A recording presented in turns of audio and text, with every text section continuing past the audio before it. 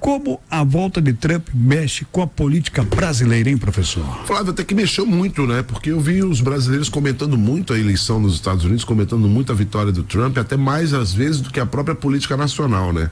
Impressionante como o brasileiro tem esse poder de encantamento com o que é de fora e muitas vezes é desleixado com o que é nosso, com o que é interno, né? Mas é um cenário que projeta muita coisa para 2026, Flávio. De alguma forma, há um movimento no mundo hoje em busca dessa direita, desse centro-direita e direita. Isso está acontecendo no mundo inteiro. A gente tem assistido esses movimentos crescerem na Europa, esses movimentos cresceram também na América do Sul, e o retorno do Trump à Casa Branca, nesse momento, mostra exatamente isso. Que o povo está buscando aqueles que têm soluções mais práticas para o seu dia a dia, né? E acredito que nesse caso específico, a direita está conseguindo conversar de forma mais clara sobre isso com o seu eleitor. A esquerda no Brasil tem encontrado muitas dificuldades para alinhar o seu discurso.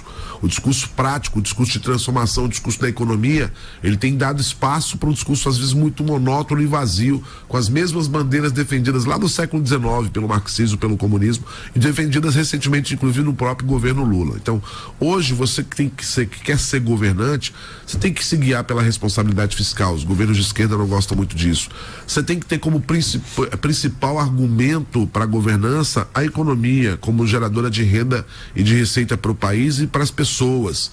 E infelizmente também o discurso da esquerda não encontrou vácuo ainda dentro dessa analogia.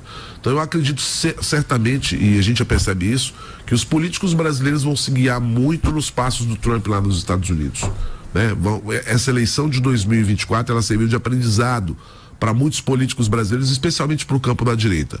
O campo da direita, Flávio, tem em 2026 mais uma ampla oportunidade de crescer, né?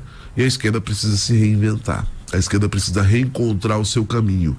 A gente tem visto alguns representantes dessa esquerda surgindo como jovens lideranças, a Tabata Amaral em São Paulo, o próprio João Campos lá em Recife, mas são lideranças de esquerda que estão tentando se aproximar um pouco mais desse espectro de centro-direita e tentando até se desvencilhar dessa alcunha de esquerda, né? Propondo governos que sejam mais técnicos, mais elaborativos, mais participativos, que apresentem mais resultado.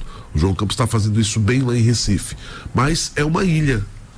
Quando a gente pega a esquerda brasileira de uma forma geral, o que acontece hoje no Recife é uma grande ilha. A gente não está vendo esses movimentos fortes no interior do Brasil, especialmente onde você forma as novas lideranças, e a gente não consegue ver isso também numa faixa de maturidade, Flávio, que é aquela faixa de maturidade onde as pessoas começam a pensar em ser governador, em ser presidente da República, ou seja, políticos entre os seus 45 e 60 anos.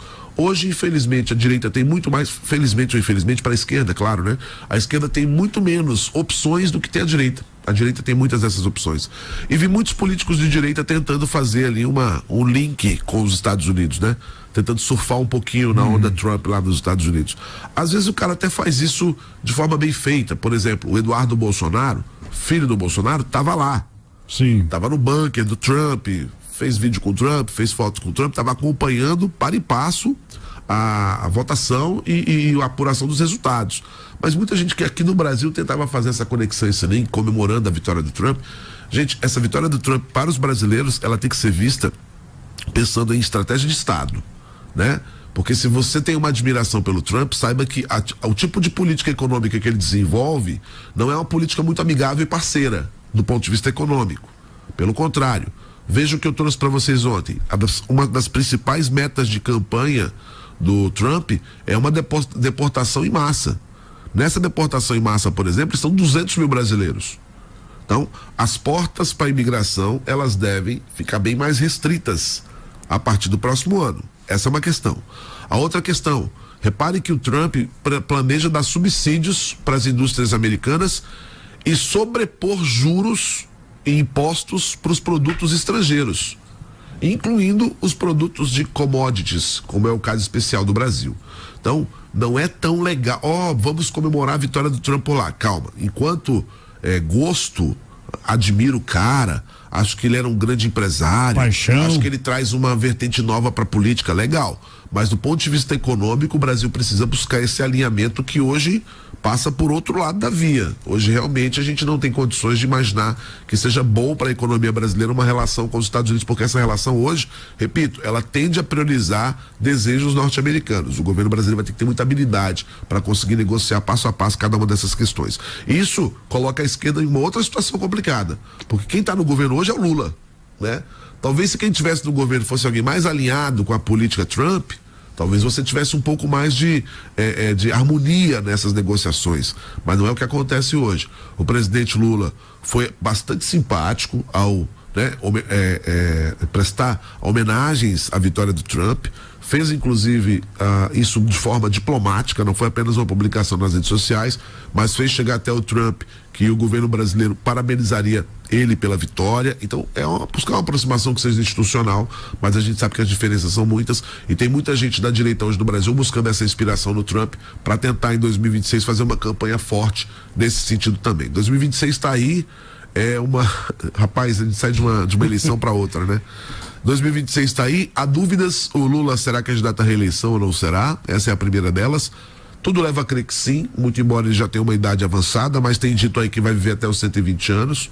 E o Lula que a gente conhece não é o Lula que foge de brigas, provavelmente ele estará aí para disputar uma reeleição, até porque a esquerda não tem outro nome.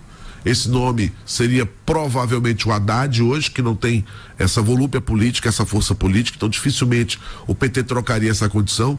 Abrir mão de uma candidatura petista em prol de uma candidatura de alguém do bloco de esquerda, esse nome também não existe. Esses nomes eles foram surrados e malhados pelo próprio petismo. O petismo engoliu esses nomes ao longo dos 20 anos. O petismo deixou de contribuir para que novas lideranças aparecessem.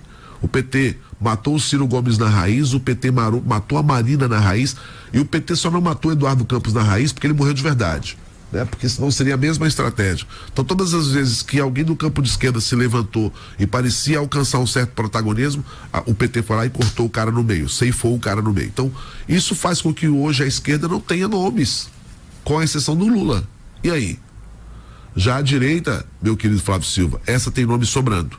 E aí está o grande desafio, né? Em cima dessa eleição norte-americana, tentar reunir essa direita em torno de um nome único para aí fazer o enfrentamento do governo Lula lá na frente. Porque se rachar, a tendência é uma reeleição do Lula de novo.